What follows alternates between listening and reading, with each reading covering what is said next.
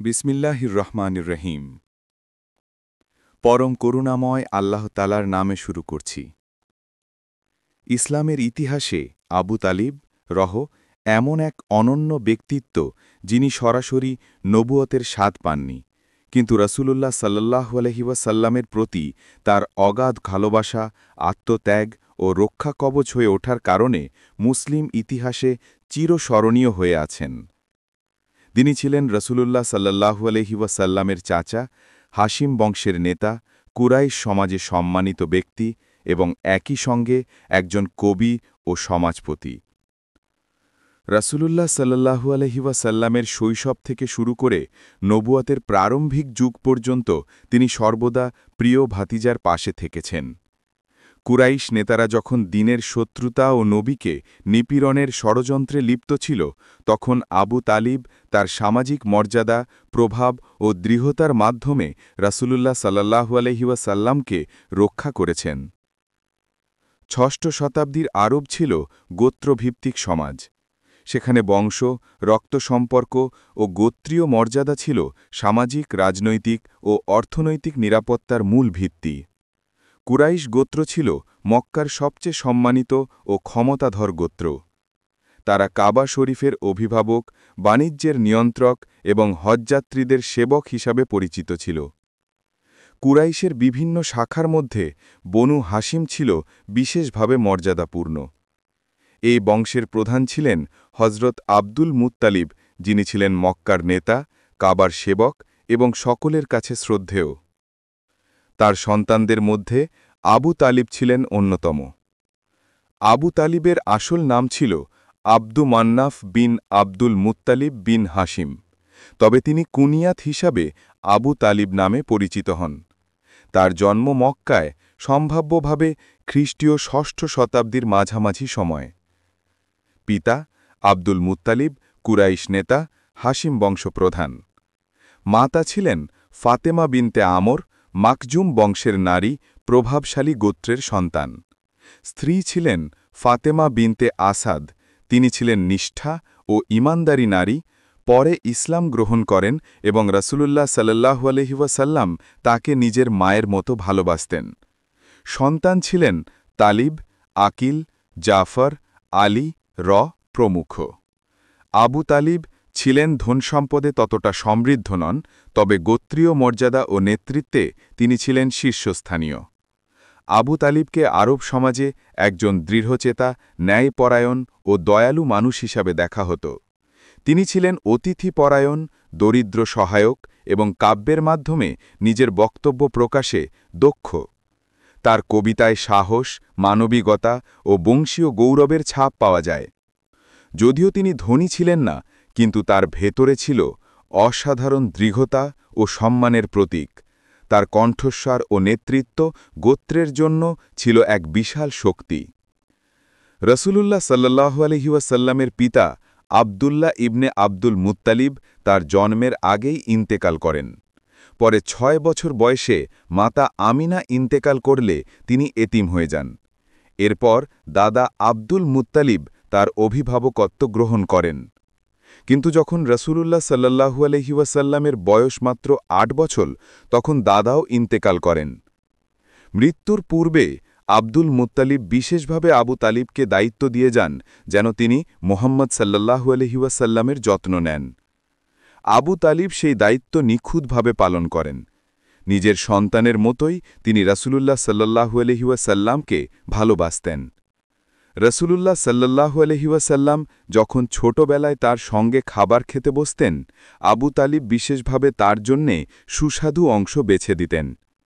ভ্রমণে বা যে কোনো কাজে তিনি মুহাম্মদ সাল্লাল্লাহু আলাইহি ওয়াসাল্লামকে কখনোই একা রাখতেন না। একবার যখন দুর্ভিক্ষ দেখা দিল, তখন তিনি তার নিজের সন্তানদের খাওয়াতে না পারলেও ভাতিজা মুহাম্মদ সাল্লাল্লাহু আলাইহি ওয়াসাল্লামকে সবসময় অগ্রাধিকার দিতেন। রাসূলুল্লাহ সাল্লাল্লাহু আলাইহি ওয়াসাল্লাম যখন প্রায় ১২ বছর বয়সী, তখন আবু তালিব তাকে সঙ্গে নিয়ে সিরিয়ার উদ্দেশ্যে ব্যবসায়িক সফরে যান। পথে বুহাইরা নামক এক খ্রিস্টান সন্ন্যাসী রাসূলুল্লাহ সাল্লাল্লাহু আলাইহি ওয়াসাল্লামকে দেখে ভবিষ্যতে তার নবুয়তের পূর্বাভাস দেন। সন্ন্যাসী তাকে খ্রিস্টানদের ঈর্ষা ও শত্রুতার কথা স্মরণ করিয়ে দেন ও সুরক্ষার নির্দেশ দেন। আবু তালিব সেই পরামর্শ মেনে দ্রুত তাকে ফিরিয়ে আনেন। এ থেকেই বোঝা যায় কতটা যত্ন ও ভালোবাসা তিনি তার ভাতিজাকে দিতেন। যখন রসুলুল্লাহ সাল্লাল্লাহু আলাইহি ওয়াসাল্লাম ৪০ বছর বয়সে নবুয়ত প্রাপ্ত হন, তখন প্রথমে গোপনে, পরে প্রকাশ্যে ইসলামের দাওয়াত শুরু করেন। কুরাইশরা এ বার্তা শুনে ক্ষিপ্ত হয়ে ওঠে, কারণ এটি তাদের ধর্মীয় বিশ্বাস, সামাজিক অবস্থান ও অর্থনৈতিক স্বার্থকে হুমকির মুখে ফেলে দিয়েছিল। কুরাইশ নেতারা আবু তালিবের কাছে এসে বলেছিল, তোমার ভাতিজা আমাদের দেবতাদের নিন্দা করছে, আমাদের পূর্বপুরুষদের পথকে অস্বীকার করছে, তুমি তাকে থামাও, নয়তো আমরা ব্যবস্থা নেব। কিন্তু আবু তালিব তাকে রক্ষা করতে অটল থাকলেন। রসুলুল্লাহ সাল্লাল্লাহু আলাইহি ওয়াসাল্লামের প্রতি তার ভালোবাসা ছিল সীমাহীন। একবার যখন কুরাইশরা হুমকি দেয় যে তারা নবীকে হত্যা করবে, তখন তিনি ঘোষণা করেন, আল্লাহর কসম, যতক্ষণ না আমি মাটিতে লুটিয়ে পড়ছি, ততক্ষণ কেউ আমার ভাতিজার গায়ে হাত দিতে পারবে না। এই দৃঢ় অবস্থান রসুলুল্লাহ সাল্লাল্লাহু আলাইহি ওয়াসাল্লামকে প্রচারে সাহস জুগিয়েছিল। রসুলুল্লাহ সাল্লাল্লাহু আলাইহি ওয়াসাল্লাম যখন পরিবারকে ইসলামের দাওয়াত দিলেন, তখনও আবু তালিব মুসলিম না হলেও ভাতিজার প্রতি তার সমর্থন প্রকাশ করেন। তিনি বললেন, ভাইয়ের ছেলে, তুমি চাইলে এগিয়ে যাও এবং যা ভালো মনে করো তাই করো, আমি যতদিন বেঁচে আছি তোমার পাশে থাকব। এভাবে আবু তালিব দাওয়াতের প্রারম্ভিক যুগে ইসলামের জন্য ঢাল ও দুর্গ হয়ে ওঠেন।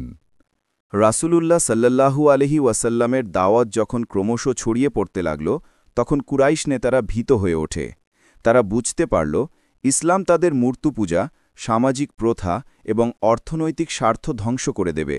তাই তারা নবীকে হত্যা করার জন্য নানা ষড়যন্ত্রে মেতে ওঠে। এই সময়ে আবু তালিব নবীকে রক্ষা করার জন্য ঢাল হয়ে দাঁড়ালেন। তার দৃঢ় অবস্থান কুরাইশদের জন্য ছিল অস্বস্তিকর। কুরাইশ নেতারা একটি সামাজিক বয়কট চালু করল। তারা ঘোষণা করল, হাশিম বংশের কেউকে বিয়ে করা যাবে না, তাদের সঙ্গে কোনো লেনদেন করা যাবে না, তাদের কাছে খাদ্য বিক্রি করা যাবে না, কেউ তাদের সঙ্গে মেলামেশা করবে না। এভাবে তারা সম্পূর্ণরূপে বনু হাশিম গোত্রকে সমাজ থেকে বিচ্ছিন্ন করে দেয়। শায়েব আবি তালিবে অবস্থান।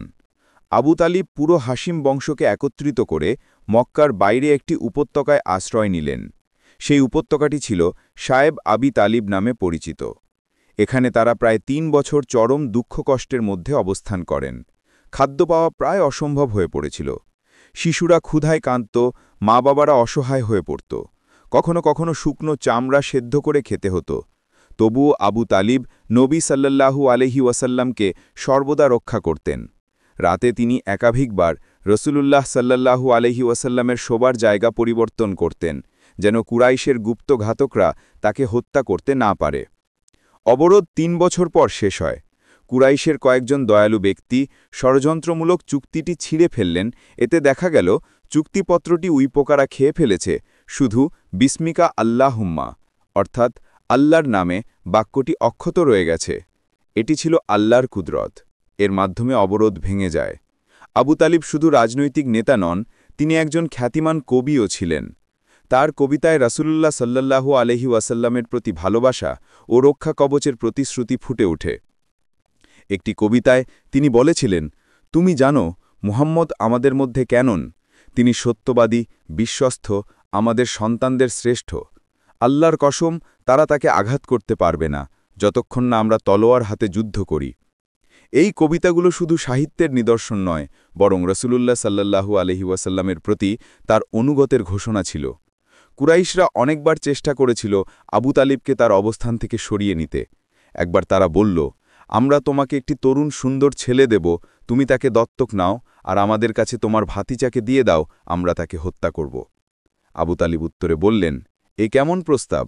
তোমরা তোমাদের ছেলেকে আমাকে দেবে, আমি তাকে লালন করব, আর আমি আমার ভাতিজাকে তোমাদের হাতে তুলে দেব, যাতে তোমরা তাকে হত্যা করো। আল্লাহর কসম, এটা কখনো হবে না। এতে বোঝা যায় তার দৃঢ়তা কতটা শক্তিশালী ছিল। অবরোধ শেষ হওয়ার অল্পদিন পরই আবু তালিবের স্বাস্থ্য খারাপ হয়ে যায়। বয়সও হয়েছিল অনেক। এ সময় কুরাইশ নেতারা শেষবারের মতো চেষ্টা করে। তারা তাকে বলল, তুমি মৃত্যুর কাছাকাছি, তোমার ভাতিজাকে বলো যেন সে আমাদের দেবতাদের নিন্দা করা বন্ধ করে। আবু তালিব রসুলুল্লাহ সাল্লাল্লাহু আলহি ওয়াসাল্লামকে ডেকে পাঠালেন। নবী তাদের সামনে এসে বললেন, হে চাচা, যদি তারা আমার ডান হাতে সূর্য আর বাম হাতে চাঁদও রাখে, তবুও আমি আমার দায়িত্ব ছেড়ে দেব না, যতক্ষণ না আল্লাহ তা প্রতিষ্ঠিত করেন বা আমি প্রাণ বিসর্জন দিই। কথা শুনে আবু তালিব মুগ্ধ হয়ে বললেন, ভাইয়ের ছেলে, এগিয়ে যাও, আমি যতদিন বেঁচে আছি তোমার পাশে থাকব। এটি ছিল তাঁর শেষ সমর্থন। হিজরতের প্রায় ৩ বছর আগে ৬১৯ খ্রিস্টাব্দে আবু তালিব ইন্তেকাল করেন। রাসূলুল্লাহ সাল্লাল্লাহু আলহি ওয়াসাল্লাম তাকে খুব ভালোবাসতেন, তাই তার মৃত্যুতে প্রচণ্ডভাবে দুঃখ পেলেন। এই বছরই রাসূলুল্লাহ সাল্লাল্লাহু আলহি ওয়াসাল্লামের স্ত্রী খাদিজা রাদিয়াল্লাহু আনহু ইন্তেকাল করেন। ফলে এই বছরকে বলা হয় অমুল হুজন, অর্থাৎ দুঃখের বছর। আবু তালিবের মৃত্যুর পর রাসূলুল্লাহ সাল্লাল্লাহু আলহি ওয়াসাল্লামের জন্য কুরাইশের শত্রুতার দরজা আরও উন্মুক্ত হয়ে যায়, কারণ তিনি ছিলেন নদীর একমাত্র সামাজিক ও রাজনৈতিক রক্ষাকবচ। ইবনে ইসাক বর্ণনা করেন, রাসূলুল্লাহ সাল্লাল্লাহু আলহি ওয়াসাল্লাম বলেছিলেন, আবু তালিবের মৃত্যুতে আমি এমন কষ্ট পেলাম যা আর কোনো কিছুর মৃত্যুতে পাইনি। এ থেকেই বোঝা যায় নবীজি তাকে কতটা ভালোবাসতেন। আবু তালিব ঈমান এনেছিলেন কিনা মতভেদ। আবু তালিব ইসলামের ইতিহাসে এক বিতর্কিত ব্যক্তিত্ব। তিনি রাসূলুল্লাহ সাল্লাল্লাহু আলাইহি ওয়াসাল্লামকে সর্বদা রক্ষা করেছেন, তার জন্য জীবন বাজি রেখেছেন, অথচ তিনি কি শেষমেশ ঈমান গ্রহণ করেছিলেন? এ বিষয়ে আলেমদের মধ্যে মতভেদ রয়েছে। সুন্নি আলেমদের মতে, অধিকাংশ সুন্নি আলেমের মতে আবু তালিব প্রকাশ্যে ইসলাম গ্রহণ করেননি। কোরআনের আয়াত সূরা কাসাসে আল্লাহ বলেন, নিশ্চয়ই আপনি, হে মোহাম্মদ, যাকে ভালোবাসেন তাকে সঠিক পথে আনতে পারবেন না, বরং আল্লাহ যাকে চান তাকেই হেদায়েত দেন। এই আয়াত নাজিল হয়েছিল আবু তালিবের মৃত্যু প্রসঙ্গে, এমনটা ব্যাখ্যা করেছেন অনেক মুফাসসির। হাদিসের রেওয়ায়েত সহিহ মুসলিমে বর্ণিত আছে, রাসূলুল্লাহ মৃত্যুশয্যায় আবু তালিবকে লা ইলাহা ইল্লাল্লাহ বলতে অনুরোধ করেছিলেন, কিন্তু পাশে থাকা কুরাইশ নেতাদের কারণে তিনি তা উচ্চারণ করেননি। শিয়া আলেমরা মনে করেন আবু তালিব মুমিন ছিলেন, তবে রাজনৈতিক কারণে তিনি ঈমান গোপন করেছিলেন। তাদের মতে আবু তালিবের কবিতায় আল্লাহ ও রাসূলুল্লাহ সাল্লাল্লাহু আলাইহি ওয়াসাল্লামের প্রতি স্পষ্ট বিশ্বাস প্রকাশ পায়। তার স্ত্রী ফাতিমা বিনতে আসাদ রাদিয়াল্লাহু আনহু ছিলেন প্রথম মুসলিমদের একজন। তার সন্তান আলী রাদিয়াল্লাহু, জাফর রাদিয়াল্লাহু ইসলাম গ্রহণ করেন, তাই একজন অবিশ্বাসী পিতা সন্তানদের এত দৃঢ় ঈমানের পথে আনতে পারতেন না। শিয়া ঐতিহ্যে বলা হয়, তিনি ইসলাম রক্ষা করার জন্য ইচ্ছাকৃতভাবে নিজেকে প্রকাশ্যে মুসলিম হিসেবে ঘোষণা করেননি, যেন নবীর শত্রুরা তার নেতৃত্বে বিভ্রান্ত না হয়। ঐতিহাসিক দলিলপত্রে দুই দিকেরই প্রমাণ আছে, তবে সন্দেহাতীতভাবে বলা যায় তিনি ছিলেন ইসলামের প্রথম যুগের সবচেয়ে বড় সমর্থক। তার অবস্থান ছাড়া নবীরজির দাওয়াত প্রচার করা প্রায় অসম্ভব হতো। তিনি ঈমান প্রকাশ করেছেন কিনা তা আল্লাহই সর্বাধিক ভালো জানেন। ইসলামের ইতিহাসে তাঁর স্থান রাসূলুল্লাহ সাল্লাল্লাহু আলাইহি ওয়াসাল্লামের জন্য রক্ষাকবচ।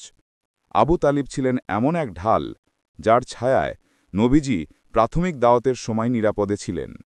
কুরাইশ তাকে সরাসরি আঘাত করতে পারেনি, কারণ তারা জানত আবু তালিব তাকে রক্ষা করবেন। কুরাইশের নেতা হিসেবে তার মর্যাদা ইসলামের প্রথম যুগে অত্যন্ত গুরুত্বপূর্ণ ছিল। তার কারণে নবীকে হত্যার পরিকল্পনা বহুবার ভেস্তে যায়। তার স্ত্রী ফাতিমা বিনতে আসাদ রাদিয়াল্লাহু ইসলাম গ্রহণ করেন এবং পরবর্তীতে রাসূলুল্লাহ তাকে নিজের মায়ের মতো ভালোবাসেন। তার সন্তান আলী রাদিয়াল্লাহু ইসলামের অন্যতম সাহসী যোদ্ধা ও চতুর্থ খালিফা। জাফের ইবনে আবু তালিব রাদিয়াল্লাহু ছিলেন হাবিশায় হিজরাতকারী মুসলিমদের নেতা। আকিল ও তালিব সহ তার অন্যান্য সন্তানরাও ইসলামের ইতিহাসে ভূমিকা রাখেন। আধুনিক গবেষণা ও মূল্যায়ন আধুনিক ঐতিহাসিকরা আবু তালিবকে মূল্যায়ন করেছেন এক বিশেষ দৃষ্টিকোণ থেকে। তিনি ছিলেন ধর্মীয় সহনশীলতার প্রতীক। যদিও কুরাইশের মূর্তিপুজো তিনি প্রকাশ্যে প্রত্যাখ্যান করেননি, তবে তিনি নবীর দাওয়াতকে কখনোই দমন করেননি। তিনি ছিলেন মানবতার রক্ষাকর্তা। নবীর জীবন বাঁচাতে নিজের গোত্র, সন্তান ও পরিবারকে অবরোধে অনাহারে কষ্ট সহ্য করিয়েছেন। তিনি ছিলেন নৈতিক সাহসের দৃষ্টান্ত। সমাজের শক্তিশালী নেতাদের বিরোধিতা সত্ত্বেও তিনি একা ভাতিজার পাশে দাঁড়িয়েছেন। নিঃস্বার্থ ভালোবাসা, একজন অভিভাবক ভাতিজার জন্য নিজের জীবন বিপন্ন হলেও সরে দাঁড়াননি। ধৈর্য ও ত্যাগ ৩ বছরের অবরোধ সহ্য করেছেন কিন্তু নতি স্বীকার করেননি। সাহসী নেতৃত্ব, সমাজের চাপ, হুমকি ও প্রলোভন তিনি দৃঢ়চিত্তে প্রত্যাখ্যান করেছেন। ইতিহাসের শিক্ষা, ঈমান গোপন বা প্রকাশ যাই হোক না কেন, তিনি ইসলামের ইতিহাসে অমর হয়ে আছেন। আবু তালিব ছিলেন রাসূলুল্লাহ সাল্লাল্লাহু আলাইহি ওয়াসাল্লামের প্রিয় চাচা, অভিভাবক, বন্ধু এবং রক্ষাকবচ। তার জীবনের প্রতিটি অধ্যায় ভালোবাসা, আত্মত্যাগ ও সাহসের উদাহরণ। তিনি নবীজির শৈশবে স্নেহময় অভিভাবক, নবুয়তের সূচনায় অবিচল সমর্থক, শত্রুতার সময় ঢাল ও কবিতার মাধ্যমে সাহস জোগানো কবি, মৃত্যুর মুহূর্ত পর্যন্ত ভাতিজার পাশে থাকার অঙ্গীকারদাতা। তার ঈমান প্রসঙ্গে মতভেদ থাকলেও এটা অস্বীকার করার উপায় নেই যে আবু তালিব ছাড়া ইসলামের প্রাথমিক ইতিহাস কল্পনা করা যায় না। প্রিয় দর্শক, আপনার কাছে এই বার্তাটি যদি মূল্যবান মনে হয় তাহলে অনুগ্রহ করে চ্যানেলটি সাবস্ক্রাইব করুন এবং বেল আইকনে ক্লিক করে নোটিফিকেশন চালু করে রাখুন। আপনার সহযোগিতার জন্য অসংখ্য ধন্যবাদ। আমিন।